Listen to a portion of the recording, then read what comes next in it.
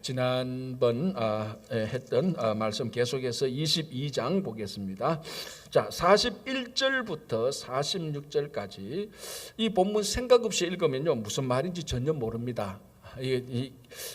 그리고 읽고도 내용 알면 이게 뭐 그렇게 중요한가 이런 생각이 드는데, 사실은 어찌 보면 이 41절에서 46절은 구약과 신약에서 말하고 있는 메시아의 예언과 성취에 대해서 아주 정확하게 얘기해 주고 있는 그런 말씀이 됩니다. 자, 한 구절 한 구절씩 볼게요. 41절, 바리새인들이 모였을 때 예수께서 그들에게 물으시되, 자, 이번에는 예수님이 묻습니다. 지금까지는 바리새인들, 사두개인들, 율법사들이 전부 다 시험하려고 예수님을 계속해서 공격했지 않습니까? 이제는 예수님이 그들에게 한번 물어봅니다.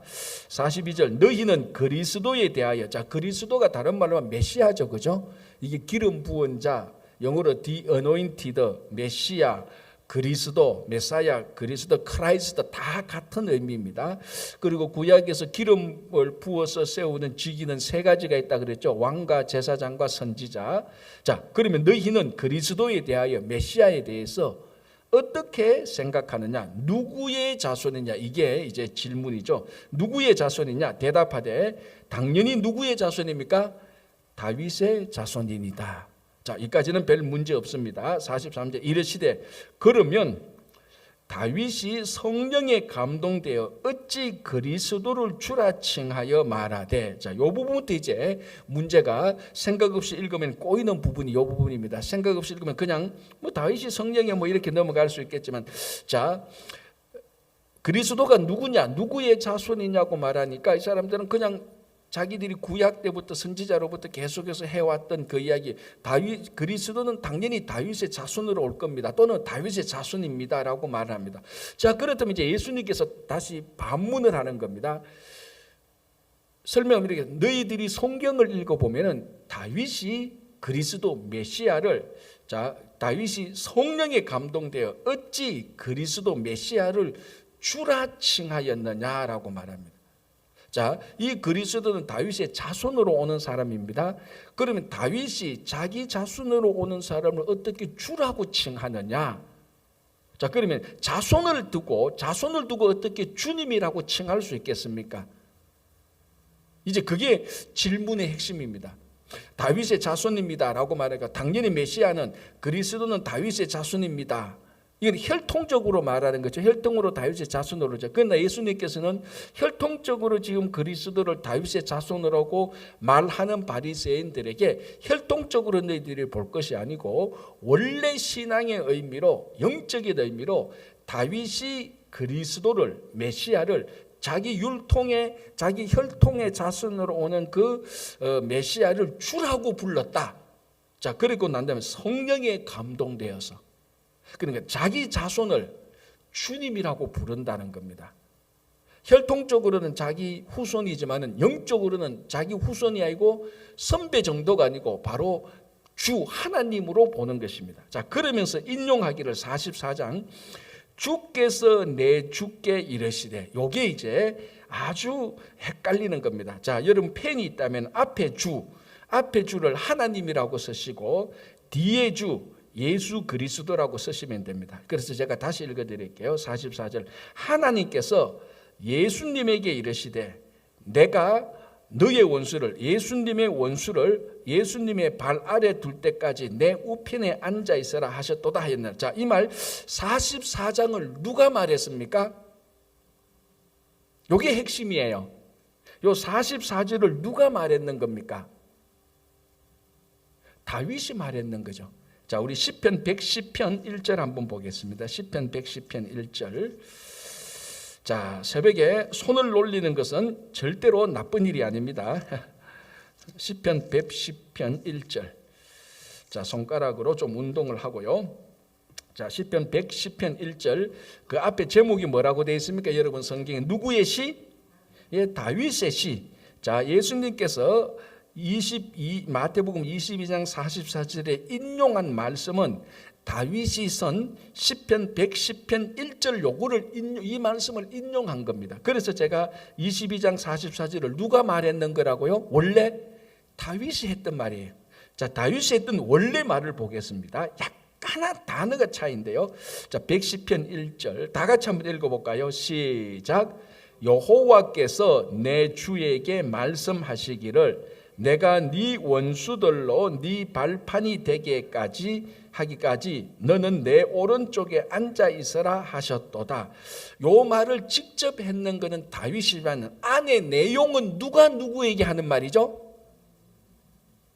헷갈리죠 지금. 요 말 자체 10편 110편 1절 전체는 누가 말했죠? 다윗이 자기가 쓴 시잖아요. 근데 그 안의 내용을 보니까 안의 내용은 누가 누구에게 하는 말이죠? 여호와께서 예수님에게 하는 말이에요. 자, 111절 여호와께서 내 주에게 말씀하. 여기서 내 주가 예수님이라는 거죠. 그러니까 그 안의 내용은 예수님께서 다윗의 주님이 되시는 그리스도에게 말씀하는데, 그러니까 우리 쉽게 말하면 하나님이 예수님에게 말씀하는데 내가 너의 원수를, 자 여기서 너의 원수는 너는 누굽니까? 예수님이죠. 그렇죠. 하나님이 너의 원수, 예수님의 원수를 너의 발판이 되기까지 너는 예수 너는 내 오른손에 앉아라. 이걸 다윗이 말했다고요.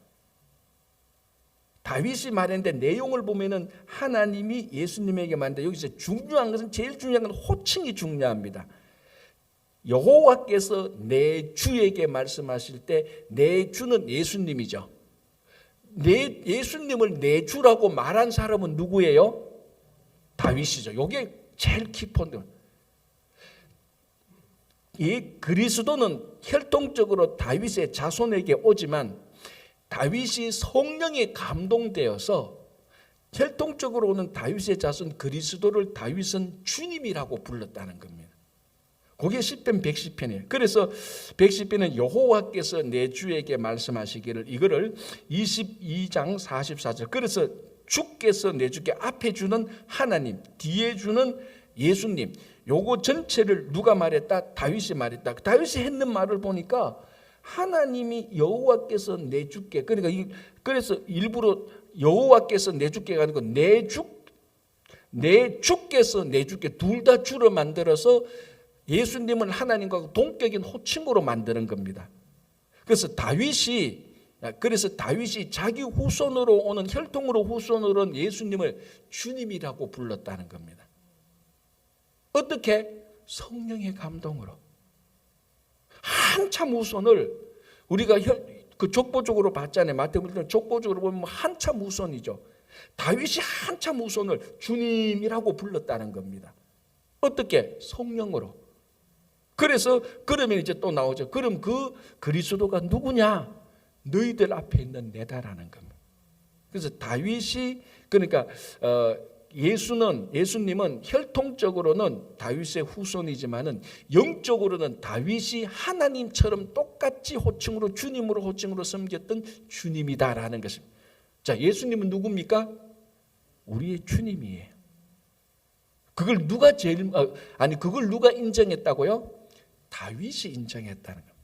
그런데 왜 너희들은, 다윗의 후손인 너희들은 왜 나를 주라고 인정 안 하느냐? 다윗이 예수님을 하나님처럼 주님이라고 불렀는데 너희들 역시 똑같이 다윗의 후손인데 너희들은 나를 왜 주님이라고 모르느냐, 이 말입니다. 혈통적으로는 다윗의 후손이지만 영적으로는 다윗이 섬겼던 주님입니다. 그런데 너희들이 아직 나를 모르는구나 라고 말을 하는 겁니다. 자, 그래서 45절 다윗이 그리스도를 주라 칭하였은즉 어찌 그의 혈통의 자손이 되겠느냐?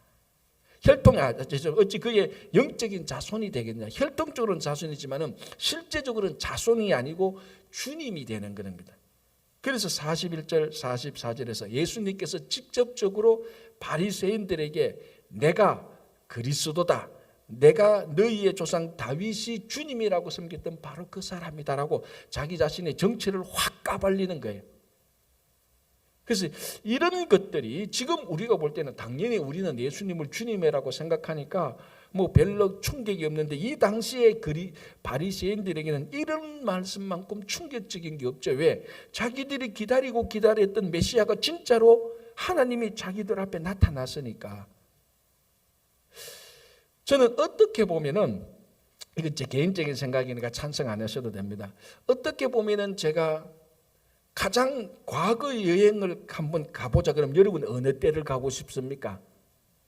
사람마다 다 달라요. 저는 과거 여행을 가고 싶은 타임머신이 있다면 저는 군데 2시간대를 가고 싶은 게 있어요. 하나는 이제 요때 마태복음 요때, 하나는 중세 시대를 가고 싶다는 생각이 있어요. 중세 시대를 그냥 분위기가 좋아서. 하나는 요때를 갔는데, 하나는 이때 예수님께서 있을 때 나도 그 자리에 한번 있었으면 좋겠다라는, 타임머신을 타고 갔으면 좋겠다는 그런 생각을 해보는데, 요건 어떨 때는 끔찍스러워서 좀 두렵기도 해요. 왜?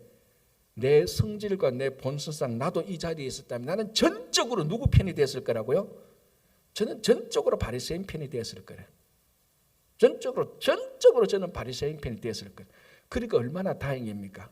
2000년 뒤에 나타나서 성경을 통해서 예수님을 보니까 전적으로 바리새인 편이 아니고 예수님 편이 되게 하니까 얼마나 좋은지 모르겠어요. 자, 그래서 예수님께서 다윗이 주라고 불렀던 그리스도를 너희들은 왜 모르느냐, 이 말을 합니다. 그래서 46절에 한마디도 능히 대답하는 자가 없고 그날부터 감히 그에게 묻는 자도 없더라라고 말을 합니다. 자, 이게 22장에서 계속 공격했지 않습니까? 세금 문제로 공격했죠. 이게 바리새인들하고 헤롯이 같이 왔지 않습니까? 헤롯의 잔당들이 같이 왔잖아요. 그리고 부활 문제에 질문했습니다. 부활 문제는 누가 질문했죠? 사두개인. 부활도 안 믿는 사람이 부활이 질문한다. 그럼 얼마나 이게 강교한 저희가 악독한 질문입니까? 자기도 믿지 않는 부활에 대해서 질문을 해가지고 흠잡히면 공격하려고 했으니.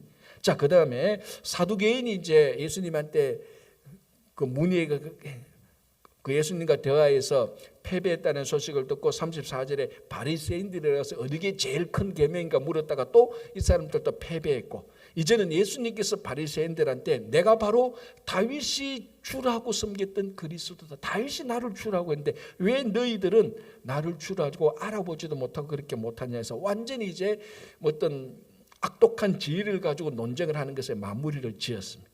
여기 22절까지입니다. 자, 이제 23절에 가면은 예수님께서 어떻게 보면 저돌적으로 공격을 하십니다. 이 위선자들 서기관과 바리새인들에게 막 이제 공격을 하는데, 그게 12절부터 7가지 그 유명한 화 있을진저의 말씀이 나옵니다. 그거 나오기 전에 먼저 서기관들과 바리새인들에 대한 그들의 아주 그 위선적인 것. 자, 우리가 이 복음서를 보면은 특별히 종교 지도자들, 율법사들, 그러니까 바리새인들, 사두개인들, 뭐 서기관들, 뭐 사내들인 공회원들, 제사장들, 뭐 장로들, 이런 모든 종교적인 지도자들의 가장 크게 예수님하고 부닥친 게 위선입니다. 위선. 가장 쉽게 말하면 겉과 속이 다른 것. 말하는 거하고 마음이 다른 것, 말하는 거하고 행동이 다른 것, 마음하고 행동이 다른 것, 전부 다 그 차이에 대해서 예수님하고 계속해서 부닥치는 겁니다. 예수님께서는 계속해서 그 차이, 그 위선, 그것을 지적하고 있는 것이죠. 자, 23장 1절. 이에 예수께서 무리와 제자들에게 말씀하여 이르시되. 자, 이제 무리와 제자들입니다. 바리새인과 서기관들은 앞에서 사라졌습니다. 그런데 누구에 대해서 얘기하느냐? 서기관과 바리새인들에 대해서 얘기합니다. 2절. 서기관들과 바리새인들이 모세의 자리에 앉았으니. 자, 이 모세의 자리에 앉았다는 게 뭡니까? 그 당시 회당에 가면은 모세가 앉는 자리라고 따로 있어요. 이제 그게 이제 성지순례 가면은 그 자리가 실제로 남아 있는 게 있습니다. 그 돌로 된 자리, 여기가 이제 가면 이게 진짜로 회당에, 낡은 회당의 예터에 가 보면 거기 있습니다. 거기 이제 돌 앉아, 이게 모세의 자리라고 말하는데, 이제 뭐 회당이 다 부서지니까 그 공터에 있는 거 뭐 약간 뭐 흔적이 있는데 그 앞에 보면 모세의 자리가 남아 있는 게, 실제 모세의 자리가 남아 있는, 그게 이제 제일 앞에 자리. 우리 교회를 따지면 요 자리 정도 되는 겁니다. 아니면 요 자리 정도, 아니면 요 자리 정도. 그러니까 그 회당 그 건물 안에 들어오면 제일 먼저 딱 보입니다. 아, 보이면서 어떤 생각이 드는 거? 아, 저 사람은 이 회당에서 중요한 사람이구나. 아니면은 높은 사람이구나. 아니면 영향력이 있는 사람이구나라는 것이 한눈에 딱 보이도록 자리를 마련해 놓은 겁니다. 이제 그걸 다른 말로 상석이다 이렇게 말을 합니다. 빈상석이 아니고 그게 상석이다 이렇게 말을 합니다. 예. 자, 2절 서기관과 바리새인들이 모세의 자리에 앉았으니 이 사람들은 회당에 가면은 모세의 자리에 태연히 그냥 앉는 거예요. 원래는 회당장에 앉으라고 하는 거예요.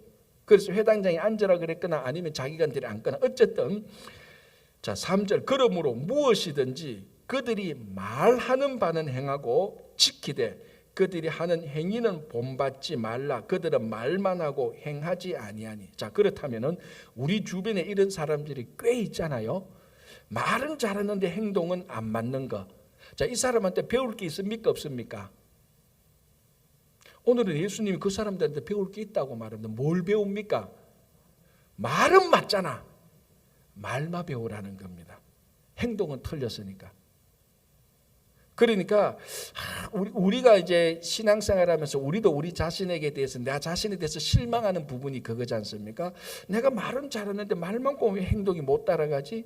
내 자신에 대해서도 많이 실망하고 좌절하는데 옆에서 그런 사람들로서는 되게 얄밉잖아요. 그래서 보통은 야 그런 사람은 아예 근처도 가지 마, 본받지도 마 그러는데 오늘 예수님의 말씀을 가만히 보니까 그런 사람들한테도 본받을 게 있네요. 말은 다 맞으니까 맞는 말만 듣고 네가 새겨라. 행동은 보지 말라는 겁니다. 그래서 제가 가끔 이런 말 하지 않습니까? 우리가 가정이나 일터나 교회나 공동체 생활을 하다 보면은 좋든 싫든 비난을 받을 때가 있습니다. 그리고 잘했든 잘못했든 그리고 근거가 있든 없든 비난을 받을 때가 있어요. 그때 참 속상하죠, 그죠? 그런데 제가 늘 이런 식으로 말합니다. 비난을 받을 때 속만 사가는 사람은 절대로 그 비난 때문에 성숙하지 못합니다. 상처만 받지. 진짜 성숙하는 사람은 그 비난이 내게 맞든 내가 그 일을 비난받을 만한 행동을 했기 때문에 비난을 받든 안 했는데도 비난을 받든 성숙한 사람은 그 비난 속에 담겨져 있는 말의 의미를 새겨서 그것을 자기한테 좋은 것으로 밟고 올랐을 때 성숙하다는 겁니다. 그런데 여러분은 참 특이한 거는요. 비난하는 말은 100%다 좋은 말이에요. 다 좋은 말 가지고 비난해요. 여러분 보시면 나쁜 말 가지고 비난합니까? 나쁜 말 가지고 비난 안 해요. 다 좋은 말 가지고 비난을 해요.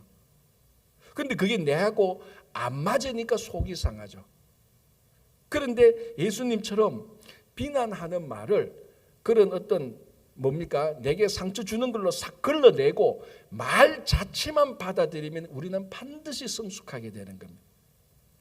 그래서 사람들이 비난의 돌을 던질 때 비난의 돌을 맞고 아프지는 않고 그냥 그 말만 듣고 말 맞네? 이 말 맞네? 이게 내가 그렇게 안 했지만 내가 그렇게 안 했는데 내가 그렇게 안 했는데 그렇게 했다고 공격하면서 이렇게 해라고 말을 할 때 이렇게 해라는 말은 다 맞는 거예요. 그걸 할 때에 그 비난의 내용과는 그 비난에 내가 했던 행동에 상관없이 그 말 자체가 맞다면 그 말을 내가 받아들인다면 그 사람은 반드시 성숙하게 되는 겁니다. 이 바리새인과 서기관들 말은 얼마나 뻔질하게 잘했는지 몰라. 다 맞아. 이 사람들 했던 말은 다 맞아. 왜? 다 율법이 있는 말이니까. 다 맞아요. 자, 우리도 가끔 우리가 교회 공동체에서 만나요. 교회에 사는 사람들이 A가 B에게 비난할 때 주로 성경 말씀을 들어서 잘 비난 많이 합니다. 성경 말씀이 다 맞잖아요. 그래서 그 맞는 말 자체는 받아들이고 그걸 새기고 그 행동을 하면은 성숙해요. 그래서 오늘 예수님께서 그들이 행동은 본받지 마라. 말과 행실이 다른 행동은 본받지 마라. 그러나 그 말의 내용 자체는 다 맞다. 그것을 본받아라라고 말합니다. 자, 3절 또 무거운 짐을 묶어 사람의 어깨에 지우되 자기는 이것을 한 손가락으로 움직이려 하지 아니하며. 자, 여기서 무거운 짐을 묶어 사람의 어깨에 지우되 이 말은 큰 어떤 돌덩이 같은 것을 사람 어깨에 올리는 이게 아니고 여기서 무거운 짐을 묶어 사람 어깨에 올리는 것은 율법의 짐을 무겁게 올린다는 겁니다. 다시 말하면 율법을 아주 엄하게 해석해서 적용시킨다는 겁니다. 그러니까 바리새인들, 왜냐하면 이 바리새인들과 사두개인들 이 사람들은 우리말로 하면 율법 율법을 가르치는, 율법을 해석할 수 있는 라이선스가 있는 사람들입니다. 이 사람들. 자, 그 당시에 성전에서, 성전 안에서 율법을 가르치려면은 아마 사내들인 공회 이런 데서 준 티칭 라이선스가 있어야 돼요. 예수님께서 성전 안에 들어가서 가르치실 때에 그 종교 지도자들이 했던 질문이 뭡니까? 기억납니까 혹시? 네가 무슨 권위로 여기서 가르치느냐고 질문을 했습니다. 왜? 이 성전 아닌데 너 티칭 라이선스가 없잖아. 그런데 무슨 권위로 네가 성전 안에서 가르치냐? 바로 그 말입니다. 근데 성전 안에서 가르칠 수 있는 티칭 라이선스를 그 당시에 종교 지도자들이 공식적으로 그걸 발부를 해요. 일정한 교육을 받으면. 그런데 예수님은 그런 교육을 받지 않았으니까, 그래서 성전 안에서 그 가르치실 때 그러니까 앞에서 권위에 대한 질문을 받았다는 겁니다. 자, 여기서도 누가 율법에 대한 가르침과 율법에 대한 해석을 누가 할 수 있냐? 라이선스가 있는 사람들. 이제 이 사람들이 나중에 세월이 흘러가면 랍비들입니다. 전부 다 랍비들이에요.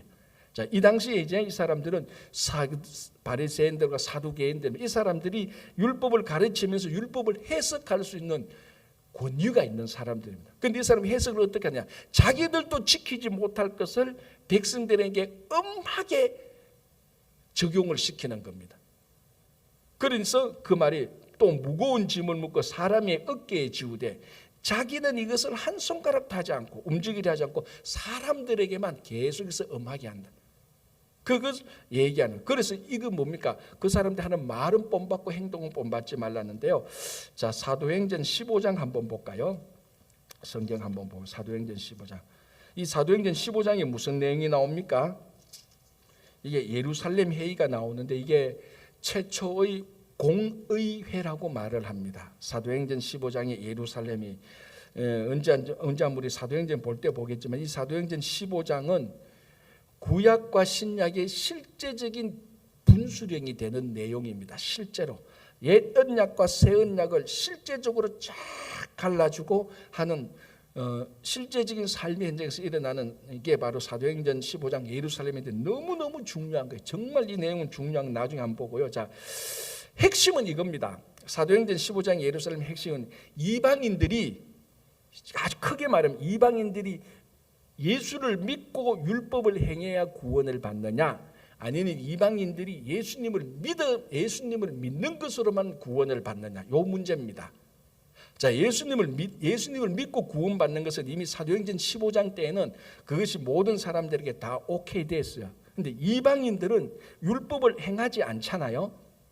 그래서 우리말로 보수적인 유대인들은, 이방인들은 예수는 믿어야 되고, 그리고 유대인 크리스찬들이 어떻게 주장했는가 하면 예수도 믿고 율법도 행해야 된다라고 말을 한 거예요. 둘 다를 행해야 구원을 얻는다고 말하고, 이제 이 당시에 베드로, 야고보, 바울 같은 사람은 아니다. 구원은 믿음으로만 된다. 이방인들이 율법을 행해도 되지, 이방인들이 구원을 얻기 위해서 율법의 의무를 질 필요가 없다, 이렇게 말합니다. 근데 유대인 크리스찬은 유대인 크리스찬은 예수도 믿고 아니 율법도 행해야 된다. 왜? 자기들이 그렇게 하거든. 예수도 믿고 율법도 행해야 된다. 그러니까 아직까지 뭘 떨쳐내지 못했어요. 율법의 행위를 떨쳐내지 못했습니다. 구원과에 관련해서. 이걸 떨쳐내야 완전한 구원의 의미를 알고 완전한 구원의 은혜에 감격에 빠지는 겁니다. 그런데 유대인 크리스찬들은 사도행전 15장 전까지만 해도 율법도 행하고 예수를 믿어야 된다라고 생각을 했고, 실제로 선교를 하면서 이방인들과 만나고 부활해서 예수 그리스도를 만났던 대표적인 바울 같은 사람은 아니다. 이방인들이 구원을 얻는 것은 예수만 믿으면 예수를 믿음으로 된다. 이 이방인들이 율법을 행할 의무는 전혀 없다. 구원을 얻기 위해서. 그에 대한 논쟁이 붙었는데 결국 결론은 어떻게 나느냐? 구원은 예수 그리스도를 믿는 것으로 이방이나 유대인이나 똑같이 일어난다. 그러나 네 가지 항목을 두면서 이런 것들은 구원과는 상관없이 너희들의 삶의 성숙을 위하여서 필요한 것들이 있다. 이제 그게 엄행한 것들 하지 말고 이런 것들 나오는데, 자, 그건 나중에 보고, 중요한 것은 이런 논쟁 가운데에서 10절 보시기 바랍니다. 10절. 자, 먼저 6절을 볼게요. 15장 6절. 사도와 장로들이 이 일을 의논하여 모여 많은 변론이 있은 후에 베드로가 일어나 말하되 형제들아 너희도 알거니. 와, 자 이제 베드로가 쭉 연설합니다. 쭉 연설하고 10절 베드로가 하는 말. 그런데 지금 너희가 어찌하여 하나님을 시험하여 우리 조상과 우리도 능히 매지 못하던 멍에를 제자들의 목에 두려느냐. 그러나 우리는 그들이 우리와 동일하게 주 예수의 은혜로 구원받는 줄을 믿노라 하니라. 베드로가 말한 거예요. 자, 베드로가 뭐라고? 이걸 바울이 말하지 않고 베드로가 말했다는 데서 훨씬 더 임팩트가 있는 겁니다. 왜? 베드로는 정통 유대인 크리스찬의 상징입니다. 그런데 정통 유대인 크리스찬의 상징인 베드로가 구원의 진리를 깨달은 거예요. 이방인도 우리 유대인처럼 똑같이 예수 그리스도의 은혜로 구원을 받는데 왜 너희들은 우리도 지키지 못하는, 유대인들도 지키지 못하는 우리 율법을 이방인들 보고 지키라고 말하느냐. 그렇게 하면은 예수에게로 돌아오는 사람들이 너무 힘들어서 못 돌아온다. 그렇게 말은. 자, 그런 말하면 10절에 그런데 지금 너희가 어째 하나님을 시험하여 우리 조상과 우리도 능히 매지 못하던 멍에를. 야, 우리도 그 율법 다 못 지키지 않느냐. 우리 조상들도 다 못 지켰다. 그런데 그걸 지금 이방인들한테 지키고 예수를 믿어서 구원을 얻으라니 너희들이 구원의 진리를 아느냐 모르느냐 이 말입니다. 자, 여기는 이 예루살렘 회의는 전부 다 예수 믿는 사람들만 모였어요. 그 당시에. 그리고 여기를 보면 예수 믿는 유대인들이 주로 모였다는 겁니다. 그리고 이 유대인들이 아직까지 뭘 떨쳐내지 못하느냐. 구약의 율법의 행위들 그걸 떨쳐내지 못했다는 겁니다. 지금 제가 무슨 말을 하려고 자꾸 반복하는 줄 아십니까? 우리가 오늘 그렇다는 겁니다.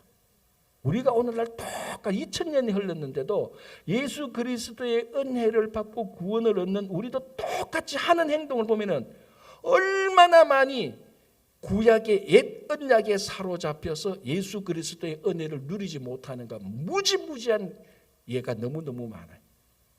예수님께서 오셔서 옛 언약을 완성시키셨어요. 이제 옛 언약의 시대는 지나갔습니다.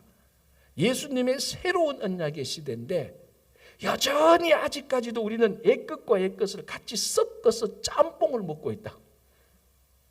어떨 때는 얘기를 가만히 들으면 저거는 유대인도 저렇게 얘기하지 않는데 여기 뉴욕에 살고 있는 유대인들도 좀 보수적이라면 유대인도 구약을 그렇게 안 보는데 예수를 믿는 새 언약의 사람이라고 말하는 우리가 유대인보다 더 지독하게 구약을 말하고 있어요.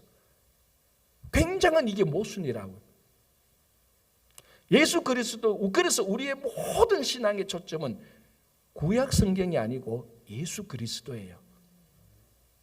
여러분, 예수 그리스도 안에 구약은 이제 낡은 것이 됐다고요. 지금 예수님께서 마태복음에서 바로 그런 걸 말하고 있는 겁니다. 왜? 그래서 41절에서 46절까지 예수님이 바로 지금 이 말을 하고 있는 이 예수님이 그리스도다, 메시아다.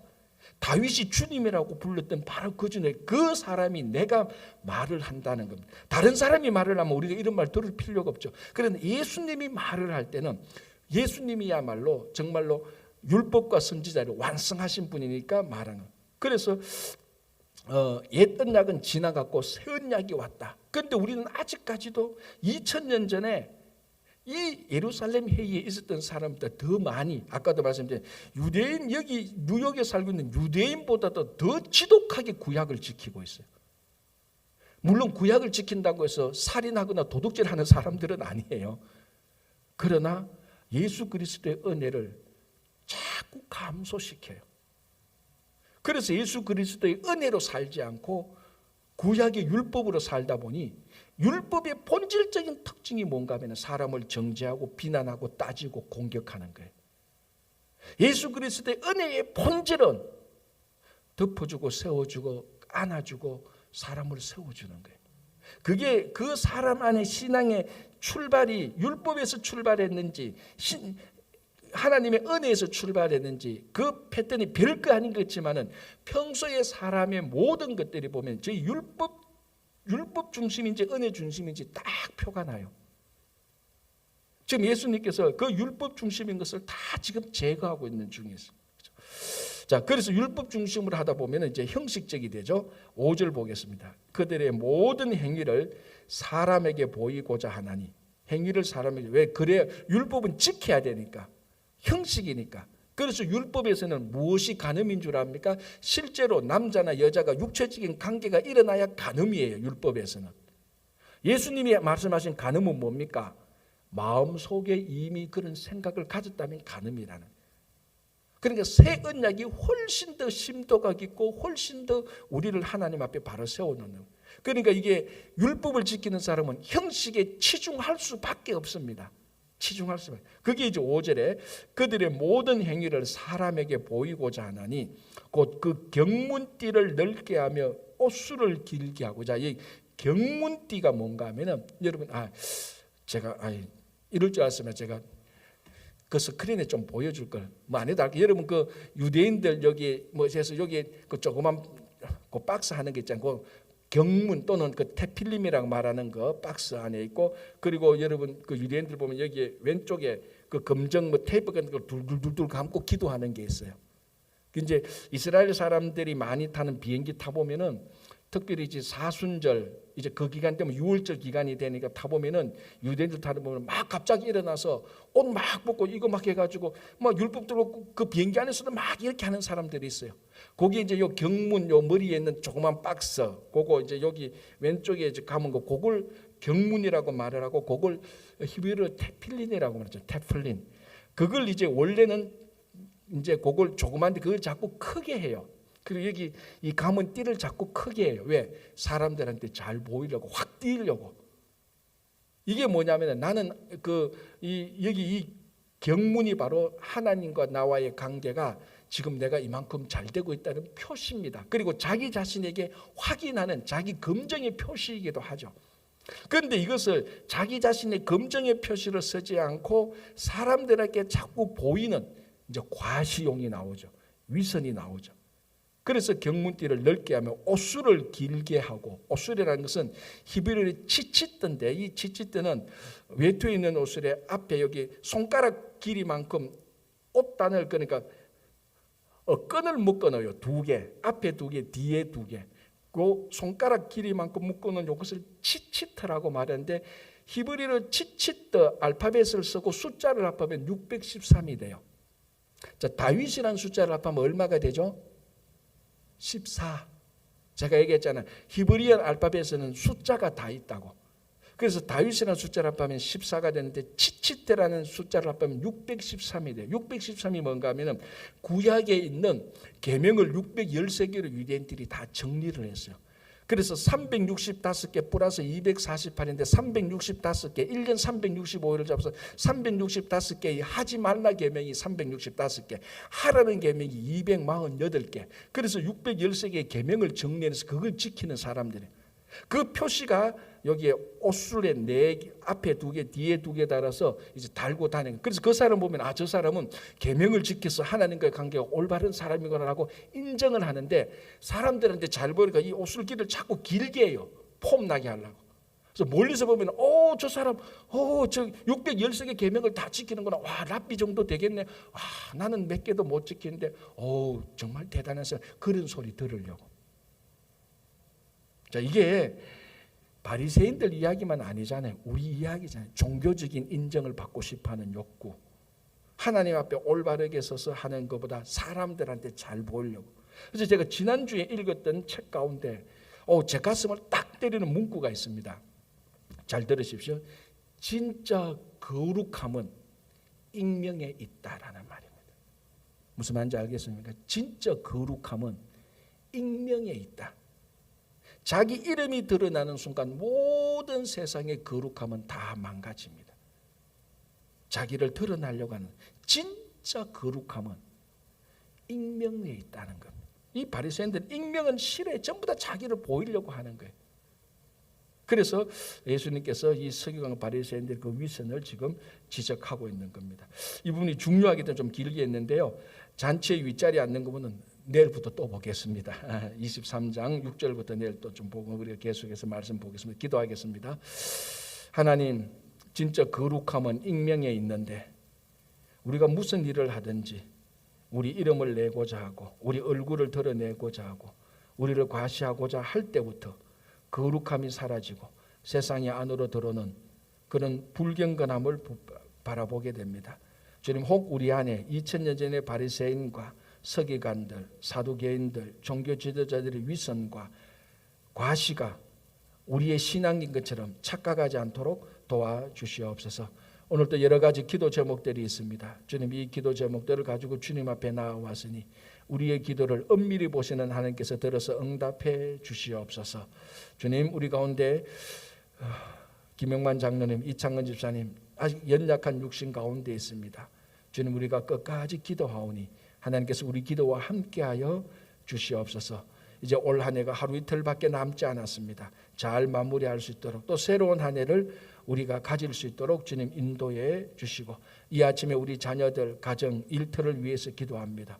오늘 또 이 이른 아침부터 일터로 나가는 아버지 그 발걸음을 힘차게 해주시고, 오늘 또 일터에서도 빛과 소금이 되게 하여 주시옵소서. 이 아침에 기도하는 모든 기도를 들어주실 줄 믿고 예수님 이름으로 기도합니다. 아멘.